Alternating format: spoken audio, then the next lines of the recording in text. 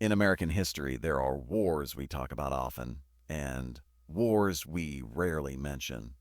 There are conflicts that shape the world, yet somehow slip through the cracks of memory. And among them stands the Korean War, a brutal, complex, and devastating conflict that claimed the lives of more than 36,000 American service members, left tens of thousands wounded, and scarred a generation.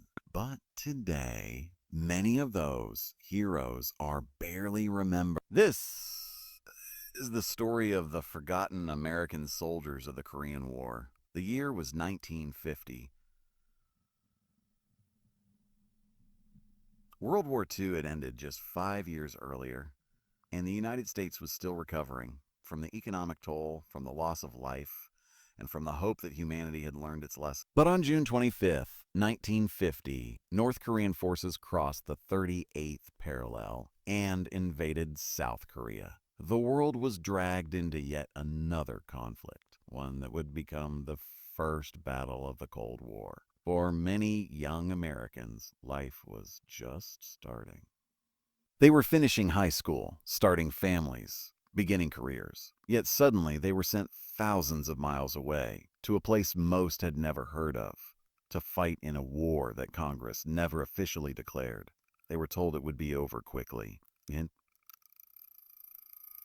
it wasn't.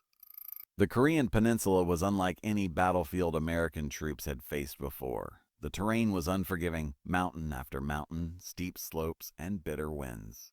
In the summer, heat and humidity made every mile feel endless. In the winter, temperatures plunged to. Frostbite became as deadly as bullets. Rifles jammed from the cold. Water froze solid. Soldiers wrapped their feet in rags because their boots couldn't keep the frost out. Many said it was like fighting on another planet, and yet they marched, they fought, they held the line. One American veteran later said, "In Korea, winter wasn't a season, it was an enemy." When the war first broke out, U.S. troops were rushed in with little preparation. Many were teenagers. Some had never seen combat. And the enemy forces were highly experienced from years of fight. Early battles were chaotic and costly. Entire units were overrun, some soldiers were captured, some were never found. At places like Asan, the Pusan Perimeter, and Taegu, American troops fought desperately just to stay alive. Then came the push north, past the 38th parallel, toward the Yalu River. It appeared the war might end. But that's when everything changed. In October 1950, hundreds of thousands of Chinese troops entered the war. They attacked at night, using bugles and war cries to confuse and terrify American forces. The fighting became some of the most intense in modern military history. Bodies froze in the snow where they fell, and families back home waited for letters that often never came. If there is one symbol of American courage in Korea, it is Chosin. Surrounded by an enemy force estimated at 10 times their size, 15,000 U.S. Marines and soldiers fought their way out over 78 miles of mountainous terrain. They were outnumbered, outgunned, frozen, cut off from supply lines, but they refused to retreat.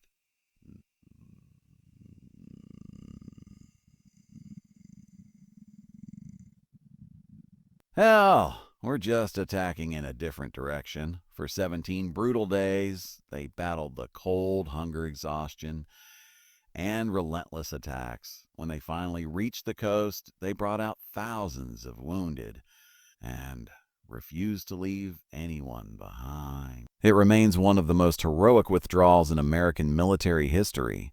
After 3 years of bloodshed, sacrifice, and stalemate, the Korean War ended on July 27, 1953. There was no victory parade, no celebrations, just an armistice, a ceasefire that technically still continues today. Borders remained almost exactly where they started. Families were separated, many forever. And nearly 8,000 Americans were listed as missing in action, some still unaccounted for to this day.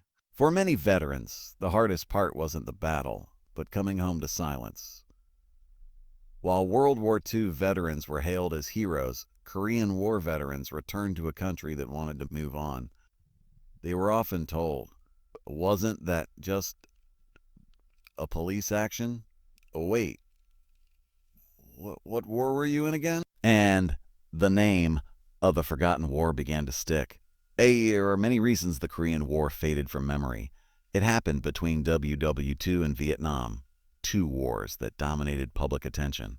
It wasn't seen as a clear victory. The boundaries barely changed. Media coverage was limited. No color TV, no embedded journalists, no dramatic footage, and many veterans didn't talk about it.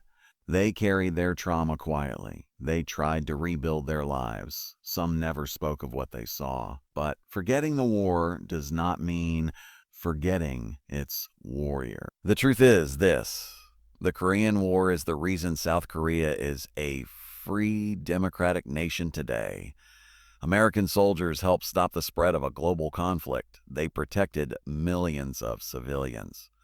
They stood firm in one of the harshest battlefields in modern history. And although they were forgotten by many, they were never forgotten by those they saved.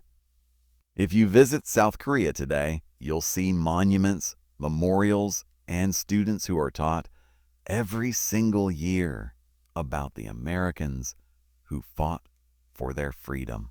Many Koreans still say, "We live in a free country because of your soldiers." That is the legacy of the men who fought in Korea. To every American soldier who served in the Korean War, to the ones who never came home, to the ones whose names are etched in stone, to the ones who lived long lives quietly carrying memories few could understand, we remember you. We honor you. And we tell your story not just because it was forgotten, but because it should never be forgotten again. The Korean War may be called the Forgotten War, but its soldiers, its sacrifices, its heroes deserve to be remembered forever.